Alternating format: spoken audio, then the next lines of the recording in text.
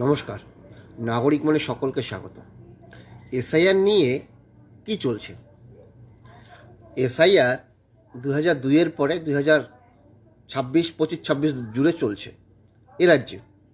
এই এসআইআর নিয়ে কেন নির্বাচন কমিশন কোনো সুনির্দিষ্ট রূপরেখা তৈরি করেনি? এই প্রশ্ন কেন আসবে না? আপনারা ভাবুন, এই এসআইআর প্রক্রিয়া নিয়ে হয়রানি, অর্থাৎ শুনানি কেন্দ্রে যেতে হচ্ছে। নির্বাচন কমিশন নাকি কোন এআই সফটওয়্যার ইউজ করেছে, সেই এআই সফটওয়্যার মোতাবেক তারা গাঙ্গুলিকে গঙ্গোপাধ্যায় চিহ্নিত করতে পারছে না, ব্যানার্জিকে বন্দ্যোপাধ্যায় চিহ্নিত করতে পারছেন না।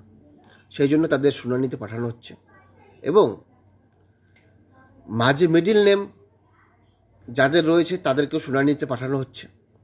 এবং এই এসআইআর প্রক্রিয়ার এই শুনানি কেন্দ্রে কোন কোন প্রামাণ্য নথি গ্রহণ করা হবে বা কোন কোন প্রামাণ্য নথি গ্রহণ করা হবে না, তা নিয়ে দীর্ঘ টালবাহানা চলছে।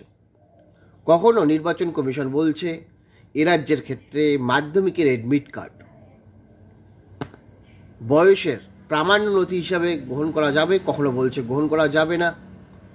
আবার সুপ্রিম নির্দেশের পর ভোল বদলাচ্ছে। এই এসআইআর নিয়ে এ রাজ্যের বিরোধী দল থেকে শুরু করে শাসক দল, বলুন তো কে এই এসআইআর সুষ্ঠুভাবে সমাধানের পথ চাইছে? আপনারা ভাবুন, বিরোধী রাজনৈতিক দল শুনানিতে যারা ডাক পড়েছে তাদেরকে কখনো কখনো তাদের নেতা নেত্রীরা বলার চেষ্টা করেছে যে দেশের স্বার্থে অবৈধ বাংলাদেশিদের তাড়িয়ে দেওয়ার জন্য বৈধ নাগরিকের এটুকু কর্তব্য হওয়া উচিত যে শুনানিতে যাওয়া উচিত।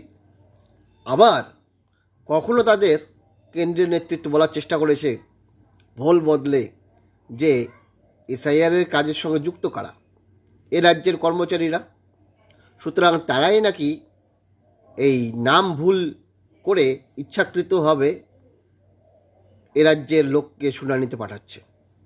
কখনো আবার তারা অবৈধ রোহিঙ্গাকে তাড়ানোর চেষ্টা করেছে, কখনো এখন সরকারি কর্মচারীদের, এ রাজ্যের সরকারি কর্মচারীদের উপর দোষ চাপানোর চেষ্টা করেছে। তারা কি চাইছে? তারা চাইছে কি? এবং এই কিছুদিন আগে মুখ্যমন্ত্রী মমতা ব্যানার্জির সুপ্রিম সওয়াল নিয়ে সবাই হাসি ঠাট্টা করেছে। তিনি দাবি করেছেন যে এসআইআর নির্বাচন কমিশন যখন করছে বিভিন্ন রাজ্যে বিভিন্ন রকমের পারফর্মার বা প্রামাণ্য নথি হিসেবে গ্রহণ করেছে। বিহারের ক্ষেত্রে ডোমিসাইল সার্টিফিকেটকে গ্রহণ করেছে, কিন্তু বাংলার ক্ষেত্রে গ্রহণ করছে না। কেন? এর উত্তর কি রয়েছে? এর মাপকাঠির কেন পরিবর্তন হবে? এক রাজ্যে গ্রহণ হবে, এক রাজ্যে গ্রহণ হবে না। শেষ পর্যন্ত অনেকেই বলেছিল মুখ্যমন্ত্রীর সুপ্রিম সওয়াল বিগ জিরো, কোনো কিছুই নেই। কিন্তু শেষ পর্যন্ত গতকাল 7ই ফেব্রুয়ারি, যেখানে শুনানি পর্ব সম্পূর্ণ শেষ, সেখানে নির্বাচন কমিশন গতকালকে রাজ্যের সিওকে, চিফ ইলেকটরাল অফিসারকে নতুন করে পাবলিক নোটিশ দিল যে এ রাজ্যে এসআইআরে ডোমিসাইল সার্টিফিকেট গ্রহণ করা হবে প্রামাণ্য নথি হিসাবে। তাহলে এই যে এতদিন দীর্ঘদিন ধরে চলা প্রায় 95% শুনানি কমপ্লিট হয়েছে এ রাজ্যের, যাদের ক্ষেত্রে ডোমিসাইল সার্টিফিকেট গ্রহণ করা হয়নি প্রামাণ্য নথি হিসাবে, এখন কি তাদের পুনরায় ডাকা হবে সেই সকল ভোটারদের?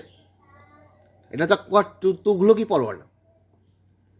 যেখানে মুখ্যমন্ত্রী বারবার দাবি করছেন যে এই এসআইআরের ক্ষেত্রে নির্বাচন কমিশনের অবস্থানের মধ্যে কিছু জড়তা রয়েছে, দুর্বলতা রয়েছে, শেষ পর্যন্ত মুখ্যমন্ত্রীর সওয়ালের এটা একটা বড় জয় যে এ রাজ্যে এসআইআরে ডোমিসাইল সার্টিফিকেট প্রামাণ্য নথি হিসেবে গ্রহণ করা হবে। আপনারা কি হিসেবে দেখছেন বিষয়টাকে? কমেন্টে জানাবেন। ধন্যবাদ।